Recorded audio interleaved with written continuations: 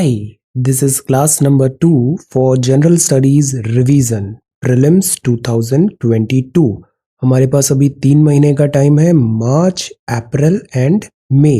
तो इन 90 दिनों में हम ऐसी 90 क्लासेस करने वाले हैं। हर क्लास में हम 11 टॉपिक्स पिक करेंगे जो बहुत ज़्यादा रेलेवेंट है प्रिलिमिनरी एग्जामिनेशन के लिए, और इन टॉपिक को हम क्विकली 30 मिनट्स में कवर करेंगे। सो इन 90 डेज 90 इंटू 11 इतने सारे मिनिमम टॉपिक्स हम कवर करने वाले हैं। ऑलराइट, सो लेट अस बिगिन। इसका जो पीडीएफ है वो भी मैं अब आपसे क्विकली शेयर कर दूंगा। तो पीडीएफ भी हमें एवरीडे बेसिस पे रिवाइज करना है और कंसोलिडेट करना है। ओके, सो आज के जो टॉपिक्स हैं, आज हम डांस फॉर्म्स देखते हैं, नॉर्थ ईस्ट का मैप बहुत अच्छे से देखेंगे, विंड पैटर्न्स क्या होते हैं, विंड का पैटर्न जो प्लैनेटरी विंड्स है वो आज देखते हैं। देन ये फैक्ट शीट है पॉलिटी की, रैपिड फायर क्वेश्चंस हैं। एनवायरनमेंट में हम पॉपुलेशन का इंटरेक्शन कॉन्सेप्ट समझेंगे और एनर्जी फ्लो। इकोनॉमिक्स में आजकल इस टाइप के बहुत सवाल आ रहे हैं, फैक्ट बेस्ड, थीम बेस्ड, कि इस टर्मिनोलॉजी का मतलब क्या होता है ब्रॉडर सेंस में। तो we will get an understanding of economic growth and development. NSE news में है, सेबी भी न्यूज में है, एनपीसीआई एंड रुपे कार्ड बहुत इंपॉर्टेंट है ये सारे। देन हम कुछ फॉरेन ट्रैवलर्स की बुक्स और उसके रिलेटेड जो फैक्ट्स है उसको देखते हैं। ये क्विज है और ये है बायोडाइवर्सिटी हॉटस्पॉट्स, और आज़ादी का अमृत महोत्सव है, तो आज हम जानेंगे गोपाल कृष्ण गोखले साहब के बारे में। Okay, so let us begin. Alright, so ये सब क्या है, ये कहलाते हैं डांस फॉर्म। डांस फॉर्म ये क्या है, this is called Bharatanatyam. Bharatanatyam, this is Kathak, this is Kathakali, this is Kuchipudi, ये है मोहिनी अट्टम, ये है मणिपुरी, और ये है सतरिया, एंड दिस इज ओडिशी। तो ये कितने हुए, 1 2 3 4 5 6 7 8। भरतनाट्यम, कथक, कथकली, कुचिपुड़ी, मोहिनी अट्टम, मणिपुरी, सतरिया और ओडिशी। तो ये जो होते हैं इनको कहते हैं क्लासिकल डांस फॉर्म। और ये जो आर्ट हैं इनको रिकॉग्नाइज किया है संगीत नाटक अकादमी एंड मिनिस्ट्री ऑफ कल्चर। तो संगीत नाटक अकादमी के अकॉर्डिंग ये 8 डांस फॉर्म है। भरतनाट्यम है तमिलनाडु में, कथक है यूपी में, कथकली है केरला में, कुचिपुड़ी है आंध्रा, ओडिसी है उड़ीसा का, सतरिया है असम, प्रीलिम्स में सवाल आया था ये, मणिपुरी है मणिपुर का, और मोहिनी अट्टम है Kerala. So 1 2 3 4 5 6 7 8 classical dance forms according to Sangeet Natak अकादमी। अगर हम केवल मिनिस्ट्री ऑफ कल्चर की बात करें तो एक डांस फॉर्म और ऐड हो जाता है जिसका नाम है छऊ। ये बहुत इंपॉर्टेंट है, इससे सवाल आना चाहिए। छऊ डांस जो है, छऊ बोलते हैं इसे, ये सेमी क्लासिकल इंडियन डांस है, मार्शल फोक ट्रेडिशन है, उड़िया में भी है और बंगाली में भी है। इसकी लोकेशन है, अब जैसे इसके भी कैटेगरीज होते हैं, स्टाइल्स होते हैं। एक होता है पुरुलिया छऊ वेस्ट बंगाल में, सरायकेला छऊ झारखंड में, और मयूरभंज छऊ ओडिशा में। तो छऊ के 3 कैटेगरी है, पुरुलिया छऊ, सरायकेला छऊ और मयूरभंज छऊ। पुरुलिया है वेस्ट बंगाल में, सरायकेला है झारखंड में, और मयूरभंज है ओडिशा में। अब ये जो डांस है बेसिकली मार्शल आर्ट है, कल भी हमने देखा था इसे सिलाम्बम के साथ। एक्रोबैटिक्स भी हो रहा है इसमें, शैविज्म, शक्तिज्म, वैष्णविज्म यहाँ पे हो रहा है स्टाइल। और इधर जो प्राइमरली जो थीम होती है वो होती है महाभारत की, रामायण की, पुराण की, इंडियन लिटरेचर की। So this is Chhau. तो according to Sangeet Natak Akademi these are 8 classical dance form, ministry of culture के according +1 that is Chhau, and this is important. Okay, so this is dance forms. Second जो है वो है नॉर्थ ईस्ट का map. ये हमारा नॉर्थ ईस्ट इंडिया है और इसका मैप बहुत इंपॉर्टेंट है, हर साल इससे सवाल आता है। कभी पूछते हैं कोहिमा से कोट्टायम जाना है तो मिनिमम कितने स्टेट्स के थ्रू जाना है। कभी इनकी कैपिटल्स पूछ ली जाती है, फ्रॉम वेस्ट टू ईस्ट उनको ऑर्डर में अरेंज करो। कभी ये पूछा जाता है कि म्यांमार के साथ कौन से स्टेट्स यहाँ पे बॉर्डर शेयर कर रहे हैं। म्यांमार इंपॉर्टेंट है, यहाँ मिलिट्री कू हुआ है, और इधर चाइना तिब्बत है, दिस इज अरुणाचल प्रदेश। तो this is called north east India. इसमें सिक्किम भी इंक्लूडेड है। तो देखिए ये वेस्ट बंगाल आ रहा है, यस वेस्ट बंगाल यहां तक, आगे यहां तक वेस्ट बंगाल आता है। अक्सर हम सोचते हैं यहीं पे वेस्ट बंगाल खत्म हो गया, नो, वेस्ट बंगाल यहां तक है। तो वेस्ट बंगाल और ऊपर आया सिक्किम। अब ये सिक्किम है, इसकी कैपिटल गंगटोक है, ऊपर चाइना है, सिक्किम के लेफ्ट में नेपाल है और इधर राइट में भूटान है। और इंडियन स्टेट कौन सा हुआ? वेस्ट बंगाल। इसके बाद इधर आता है असम। असम सबसे बड़ा राज्य है और हर दूसरे राज्य से इसकी बॉर्डर शेयर है नॉर्थ ईस्ट से। अरुणाचल भी है, नागालैंड, मणिपुर, मिजोरम, त्रिपुरा और मेघालय। तो this is Assam. Assam international border है बांग्लादेश के साथ, ऊपर है भूटान के साथ। और इधर फिर स्टेट आ गया वेस्ट बंगाल और इधर बाकी है नॉर्थ ईस्ट के दूसरे स्टेट्स। तो दिस इज असम। असम की कैपिटल दिसपुर। असम के नीचे ये आता है जिसको कहते हैं मेघालय, गारो, खासी, जैंतिया, क्लाउड्स, मौसिनराम। तो मेघालय है, इसकी कैपिटल है शिलोंग। देन ऊपर इधर की तरफ आते हैं तो अरुणाचल प्रदेश है, इसकी कैपिटल है ईटानगर। ऐसे अरुणाचल प्रदेश है। फिर आता है नागालैंड, इसकी कैपिटल है कोहिमा। फिर ये मणिपुर है, इसकी कैपिटल है इम्फॉल।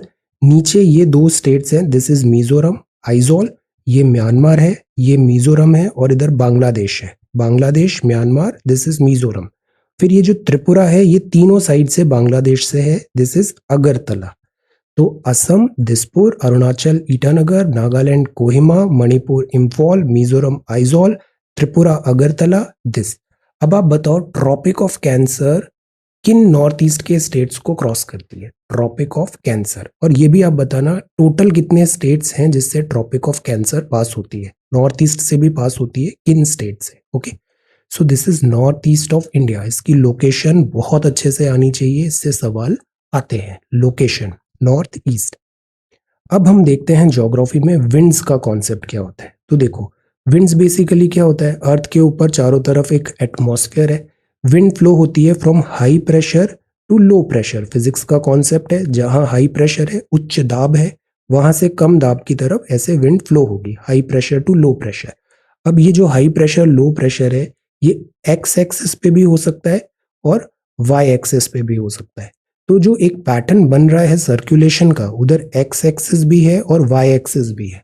और ये दोनों टोटलिटी में ऐसे बनाते हैं सेल्स। सेल्स जैसे देखो, अर्थ का जो इक्वेटर है यहाँ पे बहुत इंसोलेशन आ रहा है, सोलर इंसोलेशन बहुत आ रहा है। तो यहाँ पे क्या होगा? सोलर इंसोलेशन होगा, विंड एक्सपैंड होगी, लाइट होगी, तो यहाँ पे क्या होगा? लो प्रेशर जनरेट होगा। ये लो प्रेशर एरिया हो गया, इसी को बोला जाता है ITCZ, लो प्रेशर एरिया। ऊपर की तरफ बढ़ेंगे तो यहाँ पे से बन रहा है हाई प्रेशर एरिया। अभी अपन एक्स एक्सेस की बात कर रहे हैं। तो यहाँ से विंड क्या होगी? हाई प्रेशर से लो प्रेशर की तरफ ऐसे मूव करेगी। कोरियोलिस फोर्स भी लगेगा तो उससे बैंड भी आ जाएगा। अब जैसे विंड सारी इकट्ठी हो गई ITCZ में, इक्वेटर में, अब अर्थ के अंदर तो जा नहीं सकती, सारी विंड इधर आती जा रही है। वाई एक्सिस में टुवर्ड्स अर्थ इनसाइड तो जा नहीं सकती, तो ये ऊपर की तरफ उठती है। तो यहाँ अपड्राफ्ट होने लग जाता है इक्वेटर में। देखो, ये विंड सारी कलेक्ट हो रही है इक्वेटर में, नीचे इधर से भी सारी विंड कलेक्ट हो रही है इक्वेटर में। ये डाउनवर्ड्स जा नहीं सकती तो अपवर्ड जाएगी। अपवर्ड जाएगी, कुछ टाइम बाद अब एटमॉस्फेयर के बाहर भी नहीं जा सकती, तो आफ्टर सम हाइट फिर ऐसे स्प्रेड हो जाएगी। फिर ये जाएगी टुवर्ड्स दिस सब ट्रॉपिक और वहां पे डाउनवर्ड होगा इसका। तो ऐसे एक स्पाइरल चल जाता है, ऐसे ऐसे कन्वेयर बेल्ट टाइप एटमॉस्फेयर में। और ये एक सेल बनता है जिसको बोलते हैं हेडले। इक्वेटर हेड है तो ये सेल हो गया हेडले। तो हेडले सेल हमेशा याद रहेगा, हेड है मतलब equator, head, Hadley cell. Polar cell याद ही रहेगा बिकॉज पोलर पोल्स पे होता है, और जो बीच वाला सेल हो गया वो हो गया फेरल सेल। तो this is Hadley cell. Wind कैसे मूव हो रही है? Like this. अपड्राफ्ट कहाँ पे होगा? इक्वेटर पे, लाइक दिस। यहाँ नीचे आया, अब इधर एक दूसरा सेल बनेगा। यहाँ क्या बन रहा है? हाई प्रेशर बन रहा है 30 डिग्री के आसपास। अब जमीन पे, जैसे ये जमीन है, ऊपर से विंड ऐसे आ रही है, अब अर्थ के अंदर तो जा नहीं सकती, तो वो ऐसे स्प्रेड होती है। तो सी, एक पार्ट इधर चला गया, एक पार्ट इक्वेटर की तरफ चला गया। अब वो जो इधर जाएगा पार्ट, वो थोड़े ऊपर जाके इधर पोल्स के पास फिर से अपड्राफ्ट होगा और इस टाइप से एक दूसरा सेल बन जाएगा। ओके, तो ये सेल कहलाएगा फेरल सेल। बाकी पोल्स कोल्ड है तो यहाँ पे भी एक पैटर्न चल गया, this is called polar cell. तो 3 सेल होते हैं, polar cell, Ferrel cell, Hadley cell. Hadley cell याद है हेड पे, पोलर सेल याद है पोल पे, बीच वाला हो गया फेरल सेल। और हेड पे लो प्रेशर है तो केवल इसका पैटर्न याद रखना है, ऐसा, यहाँ डाउनवर्ड ऐसा, तो फिर उसके according this will like this. तो एक पैटर्न याद है, बाकी 3 भी बन जाएंगे। तो मतलब ये एक्स और वाई एक्सिस में इस तरीके से विंड का मूवमेंट हो रहा है और इसी के कारण पूरे फिनोमिनन होते हैं अर्थ के, डिफरेंट फिनोमिनन। अब यहाँ वाली जो विंड्स हैं इनको बोलते हैं ट्रेड विंड्स, इस पूरे जोन में 0 से 30 के बीच में। 0 ये हो गया, 30 ऊपर है, these are called trade winds. तो इसके तरीके से ये ट्रेड विंड्स हो गई, ट्रेड विंड्स। देन ऊपर होती है this is westerlies, these are westerlies. और उधर सबसे टॉप पे होती है पोलर सेल वाली विंड्स। इसको अपन इस मैप की तरह देखते हैं। देखिए ये प्लैनेट अर्थ है, प्लैनेट ब्लू, ये ऐसे थोड़ा सा टिल्टेड है ऐसा। और टिल्ट होने के साथ से क्या होता है, इस पे सोलर इंसोलेशन, लैटिट्यूड्स में डिफरेंट सोलर इंसोलेशन आता है। और ये जो है वो ऐसे घूम भी रहा है लाइक दिस। अब because this is rotating like this, तो सन हमें उगता नजर आता है फ्रॉम ईस्ट और वो ऐसे कैरी करता है टूवर्ड्स वेस्ट। अब ये जैसे दिखा है आपको, लाइंस दी है, बना रखी है, ये मैनमेड है। इक्वेटर 0 डिग्री हो गया, ऊपर ट्रॉपिक ऑफ कैंसर है। ये सारे जो लाइंस हैं जो 90 डिग्री पे कन्वर्ज हो रहे हैं नॉर्थ पे, दीज आर कॉल्ड लॉन्जिट्यूड। और सिमिलरली ये साउथ पोल पे भी कन्वर्ज हो रहे हैं, दीज आर लॉन्जिट्यूड। लॉन्जिट्यूड से टाइम का ज्ञान होता है और जो लैटिट्यूड्स है वो बताता है इक्वेटर से कितना ऊपर और नीचे जाना है। तो अर्थ को हमने ऐसे 360 ऐसे डिवाइड कर रखा है लॉन्जिट्यूड्स में, और सिमिलरली हमने ऐसे लैटिट्यूड्स में उसको डिवाइड कर रखा है। These are called coordinates. तो this is equator, Capricorn, cancer. तो ये कैंसर जो है वो इंडिया से क्रॉस होती है, सी दिस इज कैंसर। और ये हमारे देखो साउथ के जो स्टेट्स है वहां से, ये नॉर्थ ईस्ट के स्टेट्स है वहां से ये ट्रॉपिक ऑफ कैंसर जा रही है। तो हमें बताना था ट्रॉपिक ऑफ कैंसर किन सारे राज्यों से क्रॉस होती है। तो ये गूगल अर्थ है, इस मैप से हमें फ्रेंडशिप करनी है। Okay, so this is planetary winds. अब इसी का एक और होता है लोकल विंड्स, जो अपन अगली क्लास में पढ़ेंगे। ओके, अब क्विकली फैक्ट शीट देखते हैं अपन। पहला है मेडिवल इंडिया में which king first established local self government. Local self government, the answer is Cholas. जो साउथ में चोलास थे, local self government. Who started dual government in Bengal, answer is Robert Clive.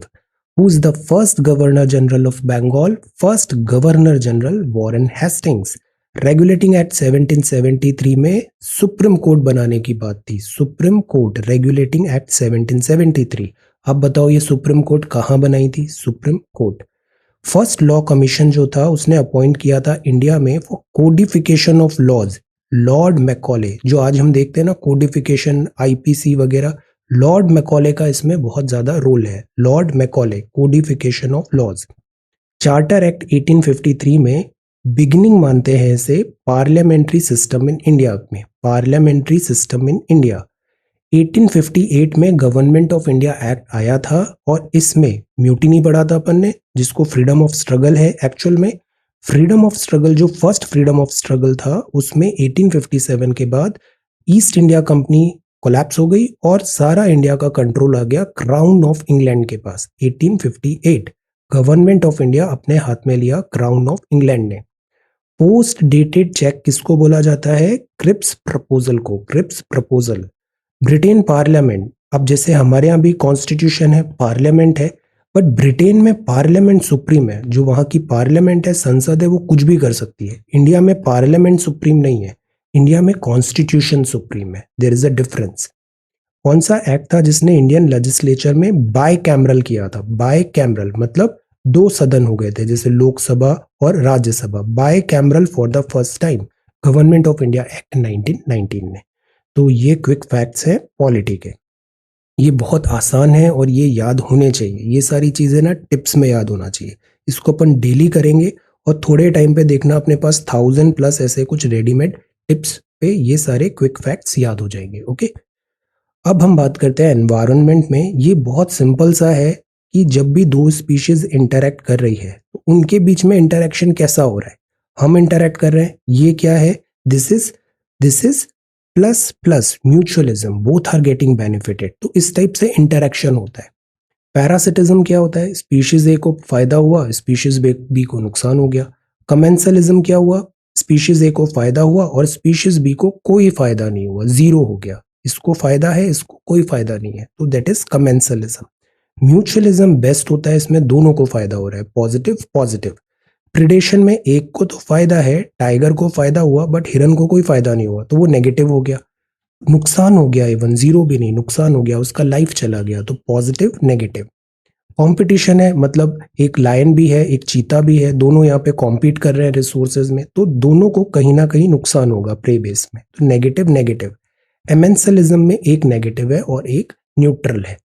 तो positive negative parasitism, positive zero commensalism, positive positive mutualism, predation positive negative, then competition में negative negative और amensalism में negative and zero. Okay, so जो दो population interact करती है इस type से उनका इंटरैक्शन डिसाइड होता है। ऑलराइट, अब इसी में हम देखते हैं एनर्जी फ्लो कैसे होता है। कल हमने देखा था डिफरेंट टाइप में इकोसिस्टम में कैसे इंटरैक्शन हो रहा है, प्रोड्यूसर्स क्या है, सेकेंडरी टर्शरी लाइक दैट, फिर ओमनीवोर्स क्या होते हैं। तो एनर्जी जो होती है, सोर्स तो क्या है, सन है, सारा एनर्जी सोलर सिस्टम से आ रहा है, तो सोलर सिस्टम से एनर्जी को प्रोड्यूसर केमिकल एनर्जी में कन्वर्ट कर रहे हैं by photosynthesis, green plants photosynthesis. अब ये केमिकल एनर्जी आगे ऊपर चेंज होगी, आगे बढ़ेगी, तो ये फर्स्ट चेंज हुआ तो ये हर्बीवोर्स में गई, हर्बीवोर्स से चेंज हुआ कार्निवोर्स में गई, कार्निवोर्स से फिर उनका डेथ होता है, एक्सक्रीशन हो रहा है, डिकम्पोजिशन हो रहा है, इस तरीके से एनर्जी ट्रांसफर होती है from one this level to next level. Energy constant है, बट वो एनर्जी अपना जो जो जिस पे एनर्जी है वो चेंज होती है, तो ये सब क्या कहलाते हैं, ट्रॉफिक लेवल कहलाते हैं, one trophic to second, third, fourth, fifth, like this. Body activity हम जो करते हैं तो उसमें भी एनर्जी कंजम्पशन होता है और as a form of heat वो एनर्जी रिलीज होती है। तो इस तरीके से जो इकोसिस्टम है इसमें एनर्जी डिस्ट्रीब्यूट होती है। अब आप बताओ अप्रोक्सीमेटली कितना एनर्जी जैसे ट्रांसफर होता है from one trophic level to another trophic level. ऐसा नहीं है कि 100% एफिशिएंसी आ गई, यहाँ 100 थी तो इधर 100 पहुंच जाएगी, नो, एनर्जी लॉस बहुत होगा बॉडी एक्टिविटीज एंड हीट में। तो this trophic to this trophic आने में कितना एनर्जी ट्रांसफर होता है on an average like this. तभी आप देखना है जो एनर्जी ऐसा एक्सचेंज का जो पिरामिड्स होते हैं वो बहुत लंबे नहीं होते, बिकॉज थोड़े टाइम बाद ये एनर्जी ऑलमोस्ट जीरो हो जाती है। ओके, तो दिस इज एनर्जी फ्लो। अब जो नेक्स्ट टॉपिक है वो है इकोनॉमिक्स का। इकोनॉमिक्स में भी अभी अपन देखें ना पिछले कुछ टाइम से, तो सबसे इंपॉर्टेंट जो अभी है वो डेटा नहीं है, अभी जो सबसे इंपॉर्टेंट है वो कॉन्सेप्ट्स है। कॉन्सेप्ट्स इकोनॉमी की थीम है, लॉजिक है कि इससे क्या होगा, ऐसा होगा तो क्या होगा। तो अगर आपको थीम्स एंड अंडरस्टैंडिंग है वोकैबुलरी की, then you will be able to answer that question. So like economic growth और इकोनॉमिक डेवलपमेंट, इन दोनों में स्लाइट डिफरेंस होता है। आजकल इस टाइप के आरसी टाइप स्टेटमेंट टाइप सवाल आ रहे हैं। तो इकोनॉमिक ग्रोथ क्या हुआ, ग्रोथ है, it indicates quantitative improvement in the economic progress of the country, quantitative improvement. और इकोनॉमिक डेवलपमेंट में क्वालिटेटिव इंप्रूवमेंट होता है economic progress of a country, quantitative qualitative. Economic growth में natural income, per capita income, अब obviously यहाँ पे हम numbers से डील कर रहे हैं, तो यहाँ पे मतलब जीडीपी कितना बढ़ा, इनकम कितना बढ़ा, पर कैपिटा इनकम कितना हुआ, ये इकोनॉमिक ग्रोथ है। कंट्री में ग्रो बट इट में नॉट डेवलप। हमारे यहाँ क्या होता है, ऑक्सफॉर्म की रिपोर्ट भी बताती है इनइक्वालिटी है, कुछ लोगों के पास बहुत पैसा है तो वो एवरेज तो ऊपर हो जाएगा बट वो वेल डिस्ट्रीब्यूटेड नहीं होगा। तो दिस इज इकोनॉमिक ग्रोथ। और जबकि जो डेवलपमेंट होता है, it shows not only a sustained increase in national पर capita income but qualitative change भी हो रहा है, ग्रेटर इक्वालिटी ऑफ डिस्ट्रीब्यूशन है। अब बताओ आर्टिकल 39B और आर्टिकल 39C ये जब भी आते हैं, क्या ये प्रायोरिटी में रहते हैं फंडामेंटल ड्यूटी, फंडामेंटल राइट्स में, इक्वालिटी में, आर्टिकल 39B एंड 39C। तो क्या लिखा है, डिस्ट्रीब्यूशन, नेशनल इनकम का, इंफ्रास्ट्रक्चर का, फैसिलिटी का, लिटरेसी हो, मोर्टेलिटी कम हो, जनरल इंप्रूवमेंट हो। तो ये जो डेवलपमेंट टर्म है ये ब्रॉडर टर्म होता है। तभी देखो गवर्नमेंट कभी इकोनॉमिक ग्रोथ नहीं बोलती, वो हमेशा विकास बोलती है, economic development. Economic development includes the notion of economic growth. So this is more sustainable term, economic development. Economic growth is quantitative, development में qualitative भी parameters होते हैं। अब जैसे हम इन जनरल देखें, सवाल आ गया 3-4 लाइनें, इंडियन इकोनॉमी का कैरेक्टर बताना है, तो स्ट्रेंथ क्या है, हमारी मिक्स्ड इकोनॉमी है, एग्रीकल्चर इंपॉर्टेंट है, इमर्जिंग मार्केट है, हमारा डोमेस्टिक मार्केट बहुत बड़ा है, कंजम्पशन बेस्ड इकोनॉमी है, इमर्जिंग इकोनॉमी, फास्ट ग्रोइंग है, सर्विस सेक्टर है। एलपीजी जब आए थे तो ज़्यादा फायदा सर्विस सेक्टर को हुआ, मैन्युफैक्चरिंग और एग्रीकल्चर को नेगेटिव था, सर्विस पॉजिटिव पॉजिटिव था। बट बहुत ज़्यादा सर्विस भी अच्छा नहीं है, मैन्युफैक्चरिंग होना चाहिए। तो इसीलिए हम जैसे प्रोडक्शन लिंक्ड इंसेंटिव्स वगैरह कोशिश कर रहे हैं। डोमेस्टिक कंजम्पशन है, रैपिड ग्रोथ अर्बन एरिया का है, स्टेबल है हमारी इकोनॉमी, और डेमोग्राफिक डिविडेंड है। डेमोग्राफिक मतलब ज़्यादा एज हमारी वर्किंग पॉपुलेशन पे, बट इस एज को स्किल सेट प्रोवाइड कराना भी ज़रूरी है। ओके, अब वीकनेस क्या हो गया, बहुत पॉपुलेशन है। तो अगर हम जैसे 100 रुपए भी कमा रहे हैं, वो डिवाइडेड बाय 10 हो गया, तो पर हेड तो कम पड़ा ना। तो पॉपुलेशन ज़्यादा है, इसलिए पर कैपिटा हमारा कम हो जाता है। इनइक्वालिटी एंड पॉवर्टी है, this is also one thing. Price अभी 6.01% पे इन्फ्लेशन चल रही है, यूक्रेन क्राइसिस हो गया, कमोडिटी की प्राइस बढ़ेगी और इन्फ्लेशन। इंफ्रा नहीं है हमारे यहाँ, इसीलिए स्कीम कौन सी आई है, गति शक्ति। गति शक्ति बहुत इंपॉर्टेंट है, इससे सवाल आएगा, गति शक्ति। और जो बजट स्पीच में डिफरेंट मेंशंस दिए हैं, देखो जिस जिस स्कीम में सरकार आउटले बढ़ा देती है, मतलब ज्यादा खर्चा यहाँ हो रहा है, वो स्कीम अपने आप इंपॉर्टेंट हो जाती है। इसलिए बजट को अच्छे से पढ़ना चाहिए। इनएडिक्वेट एम्प्लॉयमेंट जनरेशन है, और टेक्नोलॉजी अपडेट करने की भी जरूरत है। तो ये कुछ स्ट्रेंथ हुआ, ये कुछ वीकनेसेस हुआ। Okay, next. अभी यहाँ पे काफी ज्यादा न्यूज में था for wrong reasons, national stock exchange and security board of India, securitization exchange board of India, SEBI, securities and exchange board of India. अब देखो एनएससी क्या है, स्टॉक एक्सचेंज है। एक तो बॉम्बे स्टॉक एक्सचेंज हो गया, और ये नेशनल स्टॉक एक्सचेंज है। ये एक बहुत बड़ा फाइनेंशियल मार्केट है, पैसे आते हैं यहाँ पे, मनी इन्वेस्ट होता है, वो डिस्ट्रीब्यूट होता है। सो this is stock exchange, companies listed होती है। 1992 में आया। सोफिस्टिकेटेड इलेक्ट्रॉनिक मार्केट की भी बात थी यहाँ पे। फोर्थ इन द वर्ल्ड हो गया by equity trading volume. NSC जो था फर्स्ट एक्सचेंज था India to provide modern fully automated electronic trading. Electronic trading, अब इलेक्ट्रॉनिक ट्रेडिंग से क्या होगा, कंप्यूटर्स आएंगे, कंप्यूटर्स आएंगे तो अल्गोरिदम्स आएंगे। बिफोर दैट कंप्यूटर्स का जो डेटा है वो अलग अलग लोकेशन पे रखना पड़ेगा। डेटा का जो फ्लो हो रहा है, अगर उसको अपन जल्दी से रीड करके सुपर कंप्यूटर पता लगा ले कि किस डायरेक्शन में ट्रेड जा रहा है, क्या टेंडेंसी है, और प्रिडिक्ट कर ले वो आगे क्या होने वाला है, तो इससे क्या होगा, algorithm based computer based trading होने लग जाएगी। तो इससे ट्रेड मार्केट, स्टॉक मार्केट हम मैनिपुलेट भी कर सकते हैं। ये सारी चीजें अभी काफी न्यूज में। तो electronic trading, largest private wide area network in India, Nifty 50 है, फ्लैगशिप इंडेक्स है National stock Exchange India Limited का।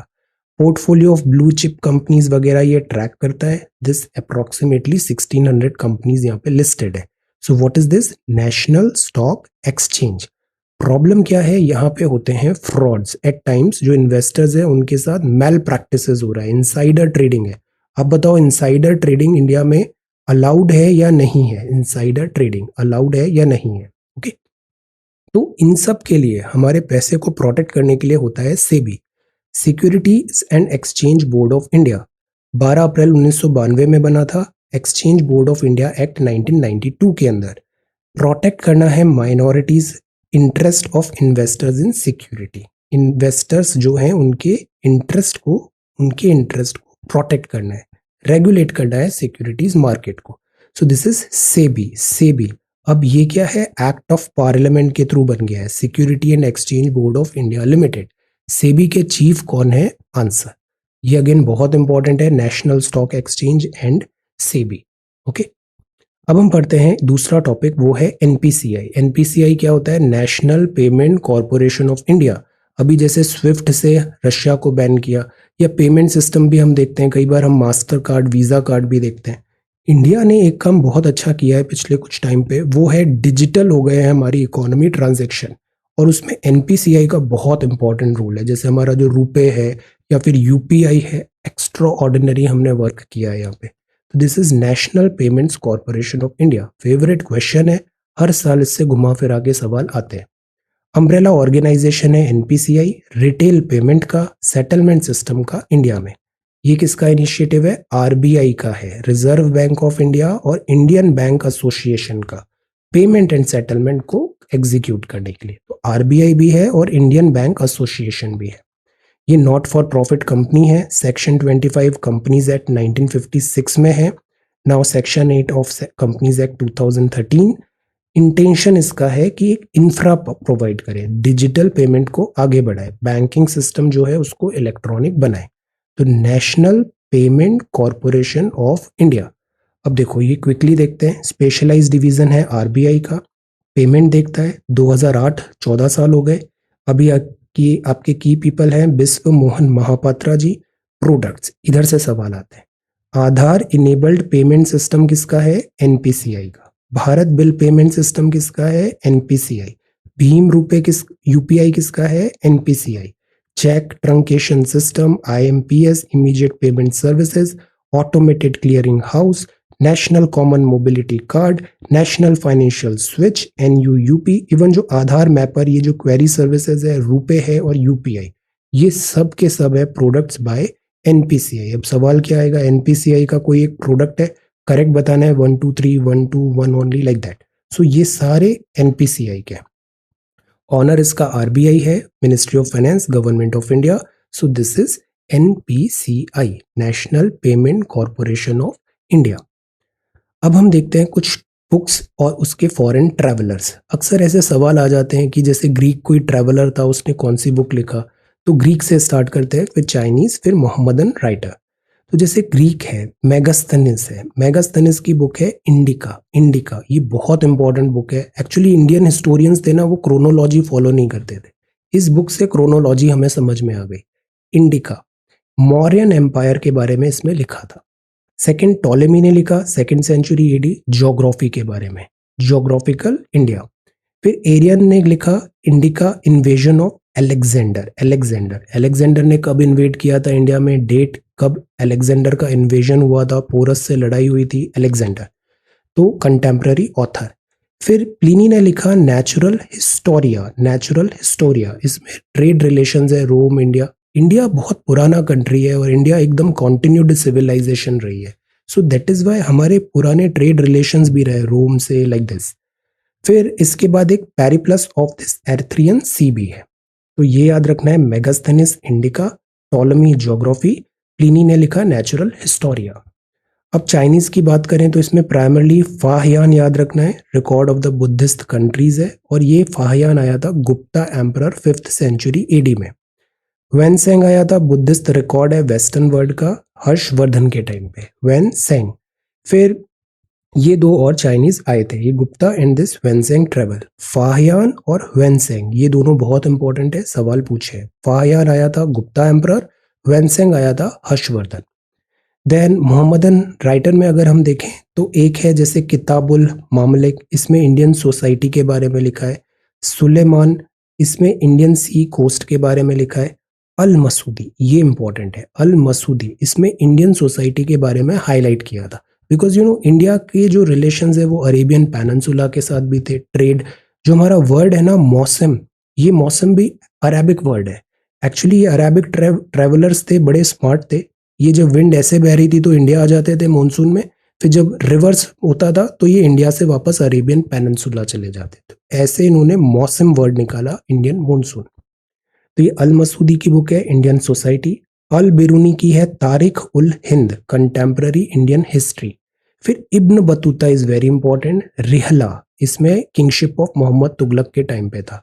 इब्न Battuta, Al Biruni, Al Masudi, Xuanzang, Faxian, Pliny, Arrian, Ptolemy and Megasthenes. तो ये कुछ फॉरेन ट्रैवलर का important work है। सी ancient में सवाल आता है, बनता है नहीं बनता है, इट्स ऑल राइट। बट जो सेटर्स है ना वो गलत नहीं होने चाहिए, जो मतलब सबको पता है, बेसिक चीज है। जैसे ये अभी शेयर किया मिनिस्ट्री ऑफ कल्चर ने, ट्राई टू आंसर, इसको बाद में आप बताना। प्राचीन भारतीय गणितज्ञ और उनकी कृतियों को मैच करें। आर्यभट्ट ने क्या लिखा? ब्रह्मगुप्त सिद्धांतिकाश, सिद्धांत शिरोमणि और गणित सार संग्रह। इसको आप बाद में कमेंट सेक्शन में बताना। ओके, अब हम आते हैं बायोडाइवर्सिटी हॉटस्पॉट। बायो मतलब लाइफ, डाइवर्सिटी बहुत सारी वैरायटी है, हॉटस्पॉट इसलिए है कि क्योंकि वो थ्रेटेंड है।